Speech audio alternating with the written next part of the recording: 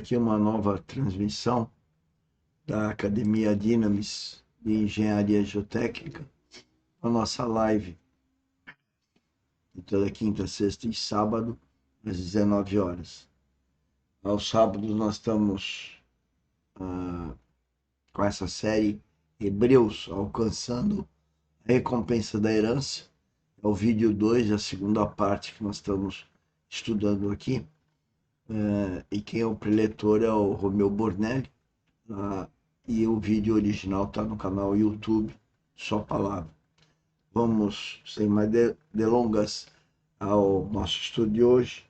E à medida que tem alguma encargo do meu coração, eu comento o estudo.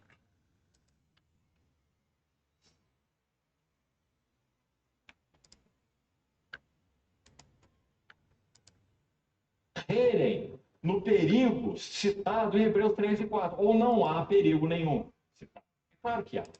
Né?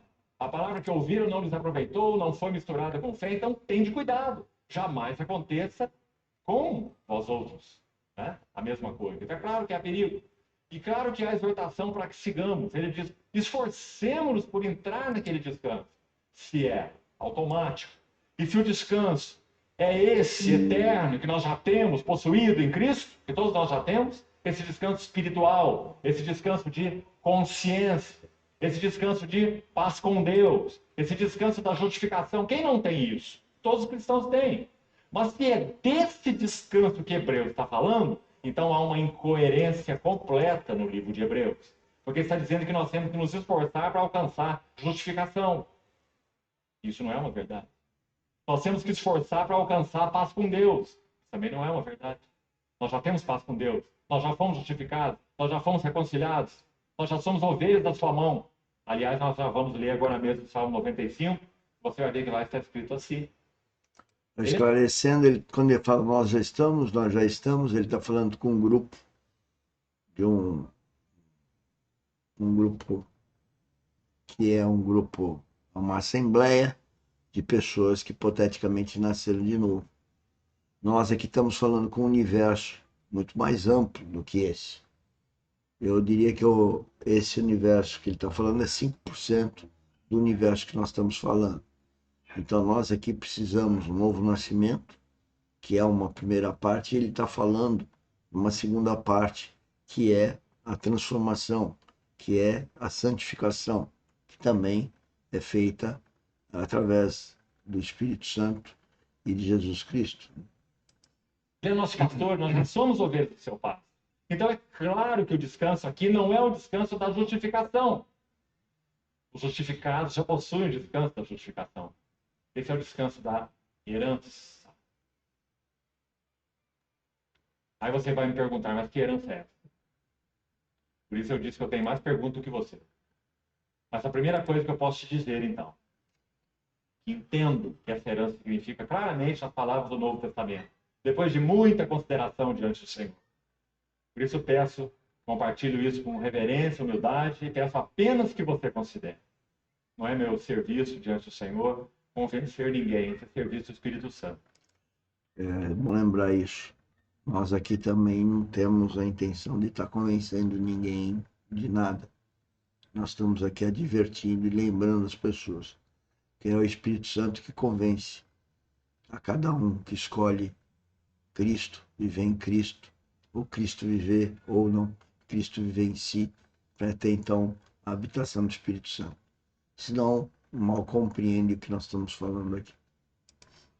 O que é muito claro para mim, irmão, é que haverá uma participação diferente na glória de Cristo para cada santo.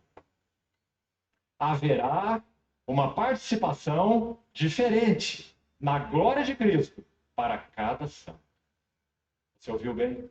Então, cada chamado, cada novo nascido tem uma glória diferente, tem um caminho diferente, tem um propósito diferente de Deus para ele. Por isso que o Espírito Santo fala, mas em particular, para cada um dos filhos de Deus. Considere isso aos pés do Senhor. Eu podia te citar uma noite de exemplo. Eu vou te citar um muito conhecido, que talvez você ainda não o tenha interpretado assim, mas talvez eu faça agora. Você sabe que John Wesley e George Whitefield foram tremendamente usados pelo Senhor durante o grande despertamento evangélico do século XVIII. Não sabe? Eles respeitavam muito. Embora um, podemos dizer, era um calvinista e o outro era um arminiano. Usemos, para efeito didático, apenas essas expressões para eles. Né? John Wesley era arminiano e George Whitefield era calvinista. Certa vez, alguns seguidores, digamos assim, de Whitefield, perguntaram assim para ele: Senhor Whitefield, será que um dia nós veremos John Wesley no céu? Porque John Wesley, então, digamos assim, ele pensava que a salvação conquistada poderia de alguma maneira ser perdida, né?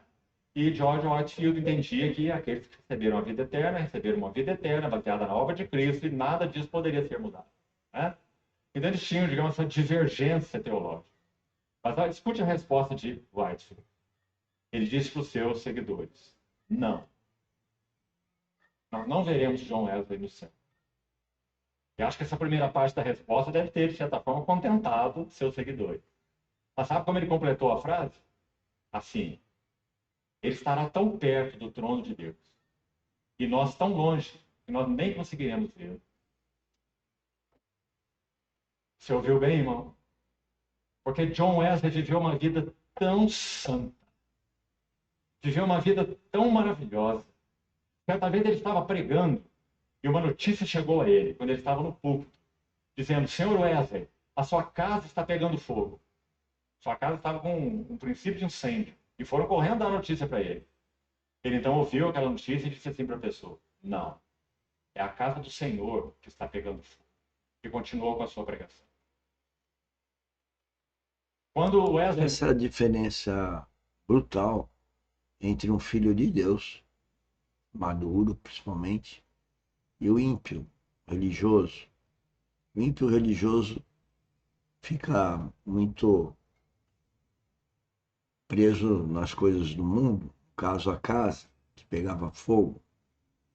Já o filho de Deus, ele tem desapego, porque se a casa dele tiver que pegar fogo, Deus está vendo e tem um propósito para isso. Então é uma visão totalmente diferente quando você é um ser sobrenatural. Porque um ser natural não pararia lá o culto e correria. Ele ia chamar o bombeiro e ia apagar a casa junto, apagar o fogo. E esse é um bom exemplo para a gente ver o quanto que a gente é espiritualizado de verdade. E o quanto a gente é hipócrita, o quanto que a gente é politicamente correto com as atitudes para falar o que os outros gostam de ouvir e não o que deve ser falado. Deve ser falado provém do Espírito Santo. O que deve ser, o que é politicamente correto vem da vontade do ser humano de agradar o outro, não de falar a verdade. morreu, o que ele levou para a glória como seu galardão e herança diante do Senhor? Ele tinha poucas mudas de roupa. Poucas mudas de roupa. Foi o que ele deixou quando partiu para o Senhor. E algumas moedas de prata. E milhares de almas convertidas. É isso que eu gostaria. Isso é herança. Herança. Você acha que todos os santos terão a mesma herança? Você acha? Você pode estar enganado. E me parece, segundo as Escrituras, que isso é realmente um engano. A nossa participação na glória de Cristo será diferenciada. O próprio texto de Coríntios 15 diz assim: uma é a glória do sol, que tipifica Cristo. Outra é a glória da lua, que tipifica a igreja. Não é? Por mais glória que a igreja tem, a glória da igreja não é igual à glória. Ele é o glorioso eterno, resplendor da glória. A igreja reflete sua glória. Não é assim? E Paulo continua em 1 Coríntios 15, quando ele trata de ressurreição e dos corpos glorificados que nós receberemos na vinda do nosso Senhor, quando a última trombeta tocar. E o mortal for absorvido pela vida, e o corruptível pela incorruptibilidade, e tragada for a morte pela vida.